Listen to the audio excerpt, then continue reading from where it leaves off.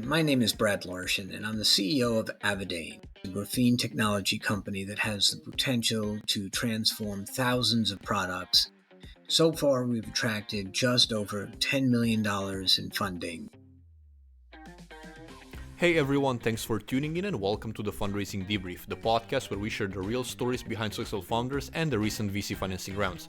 My name is Vlad Cazacu and I'll be your host today as we interview Brad Larschan and follow his journey from attorney to research commercialization expert and now the founder and CEO of a cutting-edge graphene startup. This is a rather unique episode where we dive deep into alternative ways of starting a company, how to navigate the XCF capital raise, and learn from his successes. For more information about running a self-fundraising round, including show notes, highlight clips, and exclusive scenes, follow us on Twitter and Instagram at The Fundraising Debrief, as well as on our website at thefundraisingdebrief.com.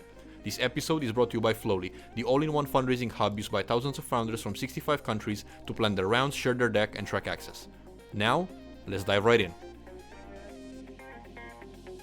Brad, such a pleasure to have you on the podcast. Thank you so much for taking the time to join us today. Well, the pleasure is all mine, Vlad. I really look forward to this.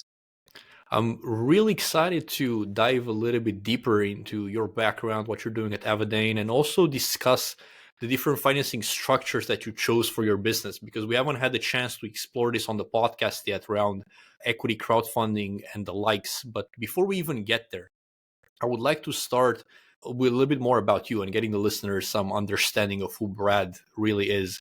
Specifically, you've started your journey and you're a lawyer by trade, and your career took you through different industries, and at some point led you to lead a graphene technology company. So help us fill in the gap between law student graduate and graphene technology company CEO. Yes, well, I often wonder how I got from here to there myself, but I'll give you my background in a nutshell. My academic training is as an international lawyer, and I had the great good fortune of working for a Wall Street law firm in their Washington, D.C. office, practicing a wide variety of law, but mostly oriented to international law. And I worked for an amazing partner, but when he retired, I thought, there's more in life than just practicing law. It's a fantastic profession. We had great work, but I really wanted to do things myself where I could make a difference. And so when my boss retired, I thought, well, I'm just going to go off to start my first company, and moved to London and did in fact start my first company there, which was a British hard goods company back in the 90s.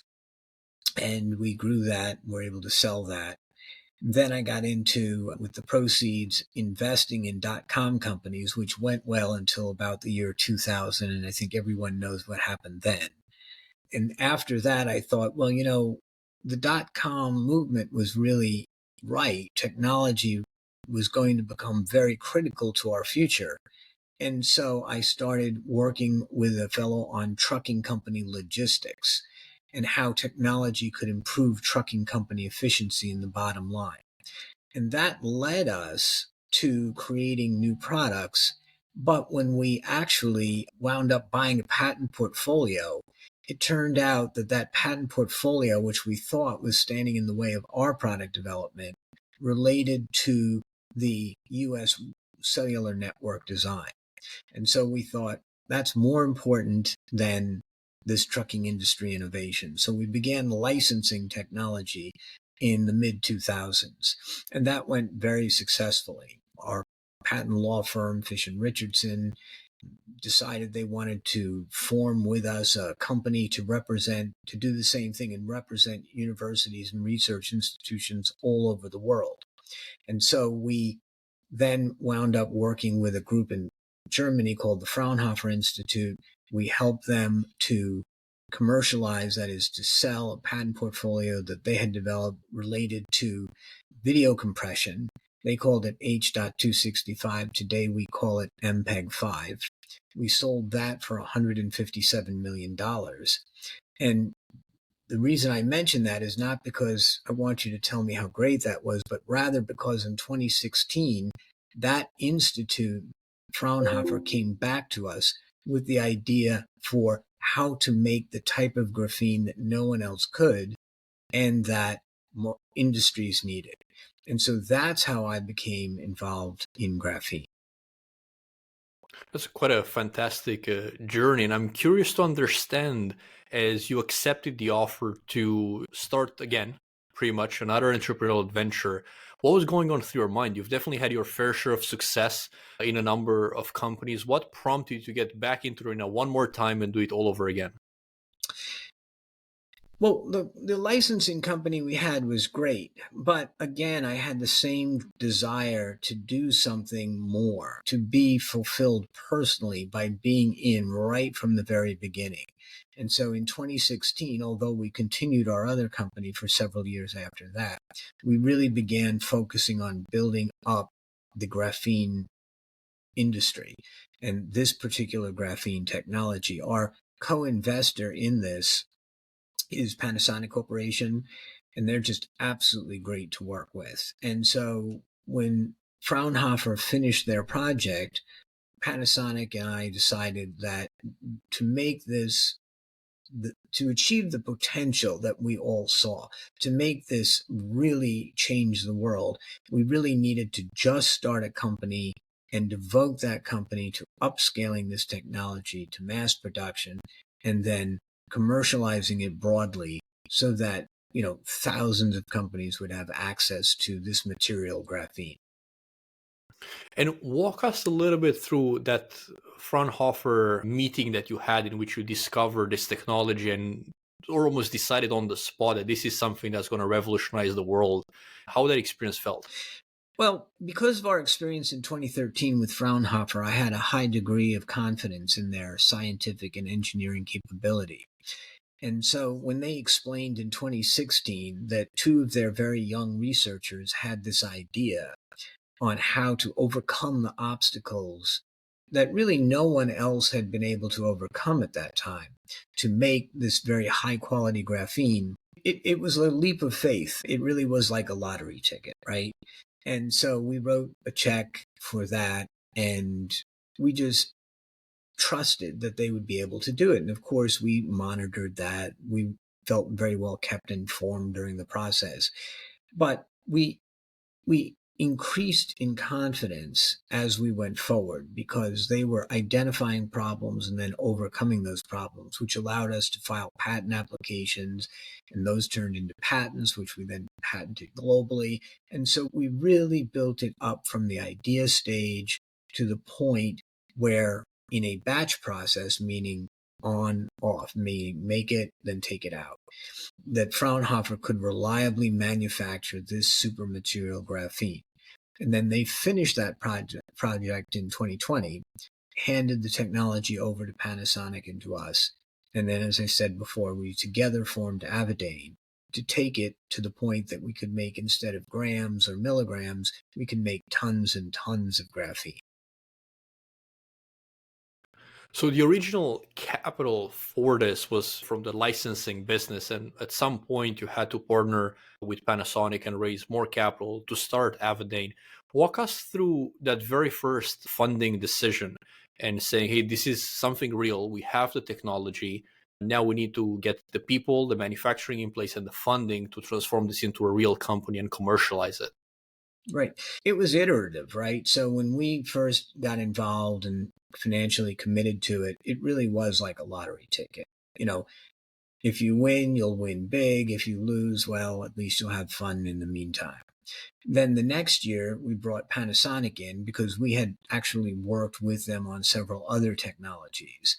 And they decided that it was the potential was worthwhile for them. The cost versus the potential made a lot of sense. And so they wrote a bigger check. And when Fraunhofer finished its work, then the whole funding strategy had to come into play because at that point we formed Avadain. Until then, it was just a research project that we were independently funding. We formed Avadain in 2020. And then the process was, how do we build the company? Of course, we looked at venture capital. We spoke to venture capital firms. They had a radically different view of what the value of the company was compared to what we had. And so then we went through the traditional route. We went to angel investors to begin with. We raised about $200,000 because First, because we live in the middle of the country in Memphis, Tennessee, there really aren't venture capital firms in this part of the country. So we had to go elsewhere for it. And as I said a moment ago, the terms that we were being offered didn't meet our expectations or anything that we believed would be fair. And so as we looked at alternative funding mechanisms, when we did our trade-off analysis, we decided that we would take a chance on crowdfunding. Because with crowdfunding, the key is to convince a large number of people that you have a good idea, a very solid business plan, a very experienced management team, and that they should risk their hard-earned money in you. And so our first crowdfunding campaign was in 2022 and raised $1.36 million. So we thought that was very successful. It exceeded our expectations. After that, we waited until January. In January, we did an angel round. We had two groups of angels that invested. The Keiretsu Forum from Singapore liked us and invested $200,000. And then the biggest group of investors outside of Panasonic has been the Harvard Business School alumni angels. In January, they invested $405,000. In February, we kicked off our second crowdfunding campaign. I'm curious to understand, this is not necessarily the traditional way startups get funded, but also not necessarily the traditional way startups get created in the first place by having access and acquiring this type of technology. What was the original, outside of the valuation or lack of congruency with venture capital firms as you were just getting this started? Part of the problem, and it's a fair point, it's a fair problem to have, is that venture capital firms didn't really understand what graphene was. Most people think of graphene as being a singular material, right? You have graphene or you don't. But actually, graphene is a range of materials, just like plastics are a range of materials. Plastics cover a wide spectrum, and so does graphene. And so the principal pushback point from venture capitalists was, what is the killer app for graphene? And we were trying to explain that the type of graphene we were making was transformative as an additive material to other products. In other words, we don't make the product, we make it better. But they were thinking that graphene would be used for a sensor or a solar panel or something. And there are forms of graphene, such as graphene sheets, which are made in an entirely different way, and it's an entirely different product, that do that. But ours, you mix into other products in very small quantities, and you can reduce the amount of material that's used, but it then makes that product better. And it makes it either stronger, lighter, or more conductive, or some combination of those things. And so we were never really able to overcome that barrier with venture capitalists. So I'm hearing also a lack of understanding on the product itself, but also maybe a little bit on the industry, not having a clear understanding of the applications of what you're developing. But I think the most important question here is you were not able to convince at that time of that particular application a venture capital firm, but you were incredibly successful of convincing the broader public. So let's explore for a second the crowdfunding campaign that you got, and how did you plan for it, and why do you think it was as successful from a messaging as well as from an execution standpoint? So with venture capital firms, I would say that it was a trade-off, their sense of the valuation versus the killer app, right? And so that's why they were applying a very low valuation to the company. So if we were willing to accept a $5 million valuation, we could have gotten a lot of venture capitalists to invest. We thought the appropriate valuation was about 20 million. And so there was a delta there that we just could not overcome. But part of the reason for that, I think, is that the venture capitalists look at this in a certain way. I guess they look at it from the end of the process backwards. And that led them to ask what the killer app was and so forth. But with crowdfunding, what we do is we inspire people with what the possibilities are, right? Here's what we can do. And we explain it to them. And of course, we have to be very upfront about the risks that go along with that. But we want people to invest relatively small sums of money in the graphene revolution, how graphene can transform the planet. And that resonated well last year, and it's resonated even better this year, because last year, graphene was relatively unknown. It turned out that about one product per week was introduced using some suboptimal quality, low quality graphene material. One product per week on average was introduced. This year, it's about one product per day. And so the graphene revolution is unfolding in front of our eyes. So as investors look and do their research on graphene, and as they read what some of the analysts are now saying, they think, here's an opportunity to get involved in a certain segment of the market for high quality graphene. And they, as an average person, can invest a minimum of $250 or $1,000 or whatever their comfort level is that they think that they can risk. And that's the unique value proposition that we really are putting forward in our net capital campaign. So let me put myself in the shoes of a founder who is thinking of doing a Reg CF campaign. He's not sure if this is necessarily the right path for them or not, but he's considering that as an opportunity, and at some point says, okay, I'm committed to doing this. How do you go about the next step, choosing the right platform, choosing the right language, choosing the right marketing strategy? Because compared to the traditional raising under, let's say, a 506c, when you're not allowed to do any form of general solicitation, you have to wear a very different hat. You're not pitching people one-on-one anymore. You're thinking about this from a marketing strategy perspective to some extent. So what advice would you have for that early process? That's a great observation, Vlad, and you really put your finger right on it. When you're doing a Reg CF, you're really in the direct marketing business.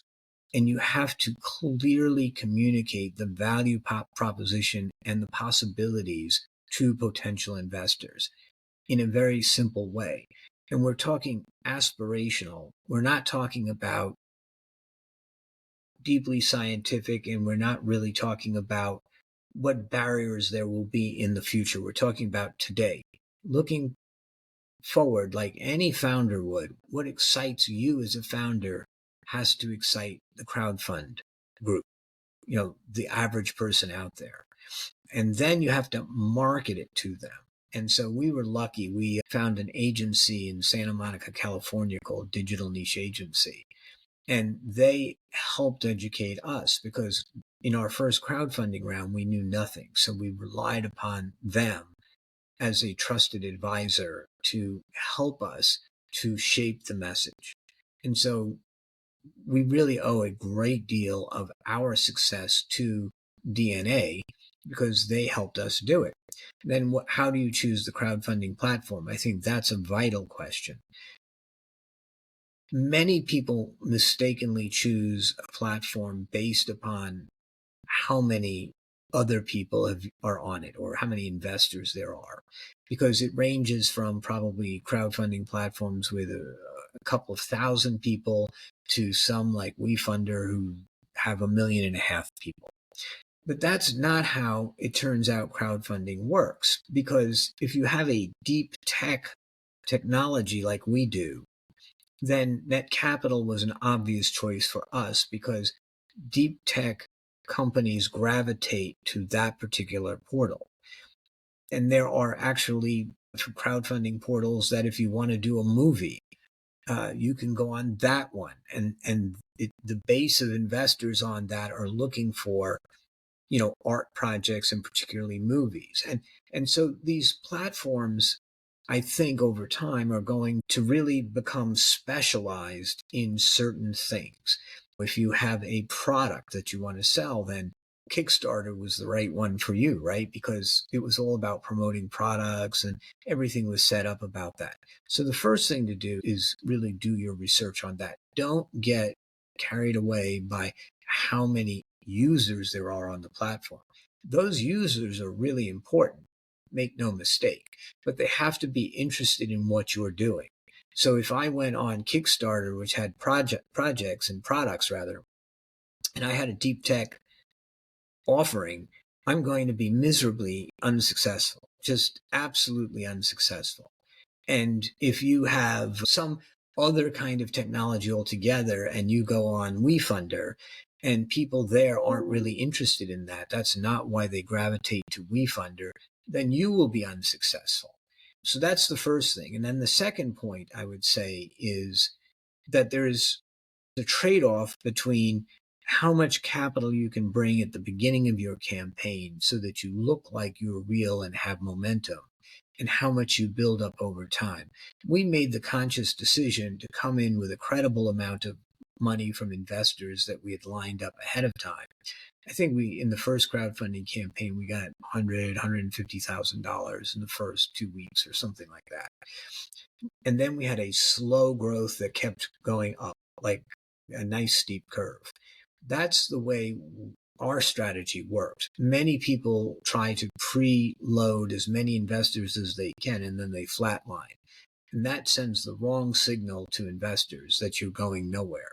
Crowdfunding is based upon momentum. So I hear about the platform and the relevance to the type of users that are there, and hopefully that creates some momentum with them because they get excited about these types of companies. But outside of the capital that you're getting from those individuals, what are considerations you have in mind about the type of benefits that you may get from doing a Reg CF rather than a traditional round? Perfect question. And that's one of the reasons why I like crowdfunding so much. We put in $0 into sales and marketing of our graphene technology because through crowdfunding, companies hear about us. And we actually have no sales force, no marketing force, but yet we have companies coming to us. It's not much of an exaggeration to say almost every day, asking for samples, asking about our technology, because through the crowdfunding, which has spread the word, they hear about us. And so one of the things that happens is first, it builds up credibility. Because if I go chasing a company, asking them to please consider my graphene, I don't have a lot of credibility. But if the company hears about us and maybe from a few sources, looks up what we're doing, does their research, and then comes to us, then we have a better starting point in the discussion. And so that's one thing that crowdfunding does, which is invaluable, in my opinion. So some people may have the pushback of, I hear you, Brad. Crowdfunding is great because of the amount of capital that you can raise, as well as the reach, quite frankly, the extensive reach that you may get as a result of some of this campaign. However, I'm not sure what my next step is. So how are you thinking about a post-Reg CF fundraising strategy, specifically around your next round and your future requirements of capital that may or may not be or could be fulfilled by another Reg CF campaign? We have one great advantage, and that is we have a small but very, very seasoned management team. We've all done this for a long time. We all have a lot of success and experiences. So we know what our cash flow is, and we know how to forward plan for our cash needs. So after this Reg CF campaign, we are going to kick off another Reg D campaign where we'll seek to raise between $2 and $6 million at a higher valuation. And so that should get us to the point of being cash flow positive. But, for the average person, I think for the average founder, I think they have to take it more of an iterative process. Raise what you need through the crowdfunding campaign to give you a runway of X months. See how what milestones you can achieve, how much progress you can make, and then see if you can raise your valuation, even if it's only slightly, in the next round, when you might do another crowdfunding round or do a private placement, or even go to angels at that point. And I'm glad you bring up the point of angels, because I wanted to ask you, you've definitely had a number of experiences with angel investors. You were able to attract several angel syndicates on your cap table in relation or in addition to your Reg CF raising. So I'm curious now, looking back at your cap table, quite frankly, obviously you do have a corporate venture capital arm from Panasonic, you do have individuals from the Reg CF, and you have angels for angel syndicates. How have you seen the different type of value that some of these individuals can provide to you? Did you have any form of direct contact with individuals from the Reg CF, and were angels really carrying their weight and providing the value add that you were expecting of them? How are you seeing value add from your cap table perspective? Sure. So from the first crowdfunding from crowdfunding, we really don't expect to get any value other than cash, because the people who are investing are not necessarily expert in this field, or nor are they signing up with their very small investments, relatively speaking. It's a big size for them, but from the perspective of our overall cap table, each investment is small. We had 1,078 individual investors in the first crowdfunding round, which hit our cap table as one line item, as a SPV. And so we don't expect that. The angels really fell into two groups, the carry, but not really interested in participating.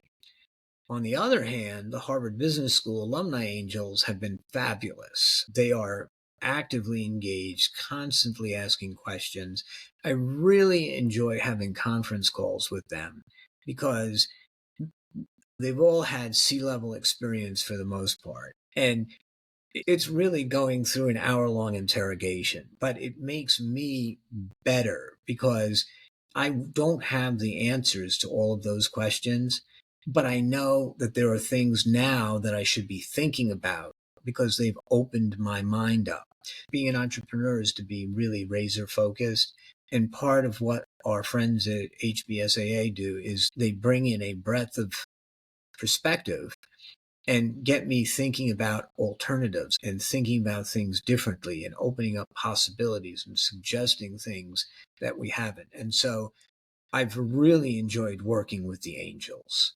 That's not in any way to diminish the crowdfunding investors, because they've been loyal to us and they're really great. But the HBSAA group of angels has been much more beneficial. And of course, they've invested each significantly more money than crowdfunding investors. Our average crowdfunding investor in the current round is at 2,500, and the angels are probably around 25,000. Some much more than that. So a different level of skin in the game, a different level of expertise and ability to help as a Absolutely. result of that. And much appreciated from both groups. Absolutely. In your work with the angel investors, one of the things that you mentioned was this pushback and helping you get better because you don't have all the answers. And that reminded me a little bit of the due diligence process, right? Crafting your story and answers towards questions the investors care about, while also reflecting back around your potential as a company and your strategy moving forward. I'm wondering how much of that work really had to be done from a Reg CF perspective, because I think a lot of founders are worried coming into an angel round or a pre-seed round with an institutional investor of the amount of questions that they may be asked from those investors. Whereas the Reg CF doesn't necessarily follow the same level of due diligence process per se, but you do have the Q&A with those individuals where you do have to come up with those answers. So if you could compare and contrast the due diligence processes for us, I think that would be amazingly insightful for our listeners. Sure. There is due diligence that is done for Reg CF, and that's all filed on the first day of your registration with the SEC in your Form C. We don't have a data room. The SEC requires crowdfunding to make all of the information available publicly to everyone at the same time. And The purpose of filing the Form C is to get that on the SEC website so that all of the crowdfunding investors or potential investors have access to the same information at the same time. That's really different from Reg D, when people can ask individual questions, and it's up to you as the founder, of course, but if you want their money and their investment, you have to provide the information that they ask. So individuals are asking different questions in Reg D. Everyone should have the access in Reg CF. And so then there are two types of questions that can get asked. One are comments, where they make observations and ask you to explain that. And the other are very specific questions that they post, asking for a specific answer. And from the SEC perspective, that public forum that's available to anyone gives everyone the same access at the same time to those questions. There are a lot more questions asked by the crowdfunding than by Reg D. The ones by Reg D tend to be more data-driven. What is the average investment in your last angel round? How did you justify your market cap? Why did you have two classes of shares? Do you have preferred shares? Very relevant questions from an investor's point of view. The questions from crowdfunding are probably more market-oriented. How do you compare to this other company? Do you own your own patents? A different type of question, but they're more numerous in the crowdfunding. It takes quite a lot of time to respond to the questions from crowdfunding. And you also individually get calls and emails from investors all the time, and you have to try to steer them to the crowdfunding platform in order to be compliant with the SEC rules. So there's a lot more hands-on with crowdfunding than there is with Reg D. So who in your team was managing all that process? Was it yourself? Well, so we have our team is structured into functional areas. Erica handles finance, Phil handles markets and the science, and then I handle everything else. And we have a shareholder engagement manager who really tries to keep people informed and up to speed. So it's all based on function, who responds to which question. And what would you have told yourself before you started a RegCF journey to hopefully have a either faster RegCF campaign or a more relaxing one from the perspective of the stress and the amount of effort that you had to do on a day-to-day basis to keep it going? Great question. In the first campaign, I really would have had my ducks in a row before I started the campaign. I didn't realize what the dynamic of the campaign would be. You have to have a campaign video. You have to have messaging that goes out. People would appreciate and expect updates from me, even if it's a selfie video or holding a webinar. And there's a lot of material that I would have prepared in advance. This time we did that, and it was smoother. But this time we've had macroeconomic chaos in the country, right, and in the world. And that got us off to a slower start. And so the first bit of the campaign went very, very slowly. And I don't think it had anything to do with us. I think it had to do with people worried about recession, inflation, uncertainty, the political divide. For some reason now we've really emerged. A lot of campaigns are still struggling from that. I'm glad you brought up the macroeconomic context, because that was actually my next question for you, which is how have you felt the impact? Because I think a lot of people, a lot of the guests on this podcast talked about obviously the pullback in venture capital funding, the struggles of GPs raising from LPs and not having the capital available on hand to make new investments, a lot of funds deciding to prioritize their portfolio companies, not make new investments outside of that. And then there's, of course, the other funds who are going business as usual, but fewer than they were, let's say, last year. Outside of what you mentioned so far, what were some of the other aspects that you have some concrete experience or evidence around the impact of the macroeconomic context on RegCF and your success in this second campaign? That is also a really great question. There's one company called Kingscrowd which does analytics on the crowdfunding industry, and they follow the trends and they do the data crunching and everything else. You really have to look at what they're doing and read what they're writing before you get involved in a crowdfunding campaign, because you'll learn a lot from them.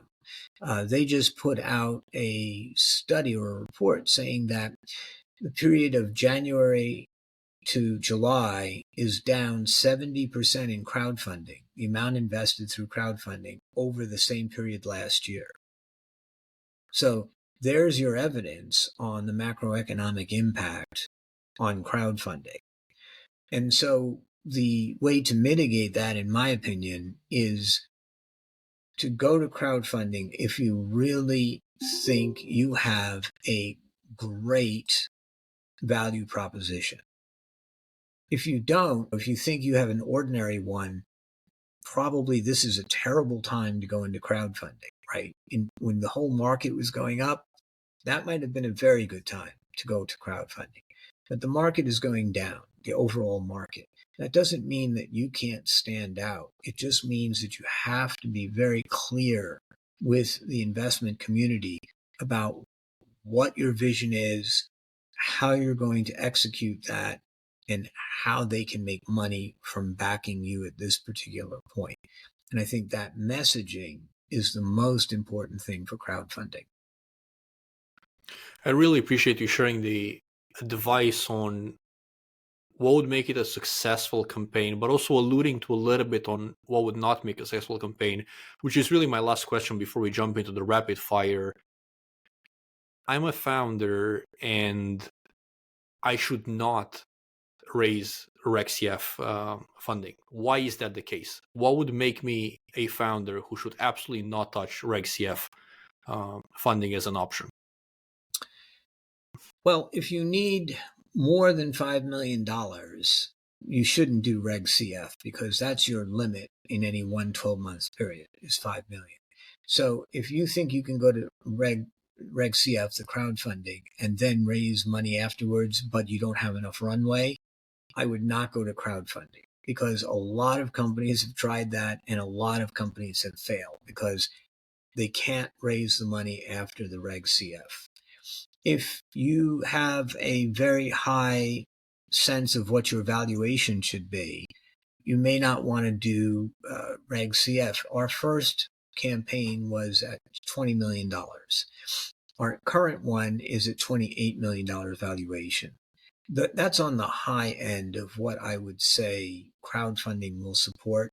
I've seen companies on there with $500 million valuation. And, frankly, I'm not sure it was worth $10 million, okay? But the founder was, and they failed because people are not stupid. And if the founder gets caught up in how much potential there is for their business and they don't understand that it's the capital from the people you're asking to invest that make it have that potential, then there's a disconnect. And I would also say that if the founder is not really willing to work hard for the money, they shouldn't do crowdfunding. It's constant work. Every day you're out there thinking of different ways to message what you have. You're listening to what people are saying on those message boards. You have to take it to heart. You have to say, I think they're right, so let me address that. Or I think they're wrong. Let me try to explain to them why I think they're wrong.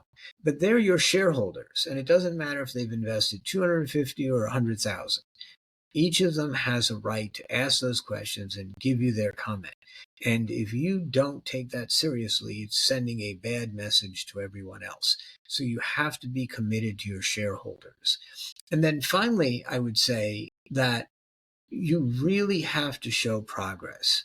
People want to see you set out and articulate and achieve milestones, and to explain ahead of time what your plan is, and then when you hit it, why you hit it or why you didn't.